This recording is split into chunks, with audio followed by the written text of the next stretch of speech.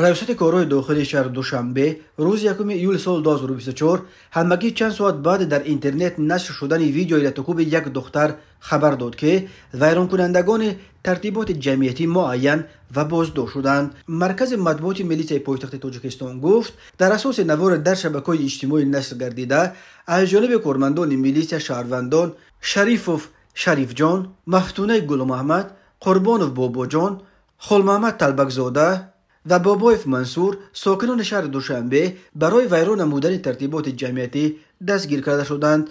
ضمن سنجش معین گردید که سانحه 1 ایول سال جاری تقریبا ساعت 5:30 صبح در کوچه لوتی نویه شاه منصور شریف و شریف جان و مفتونه گل محمد با همدیگر مناقشه نموده ترتیبات جمعیتی را دهالانه ویران کردند. وابسته به حالت مذکور نسبت به نامبردگان مواد ضروری ترتیب داده شده مورد تفتیشات پیشکی قرار دارد. تفصیلات دیگر آورده نشده است.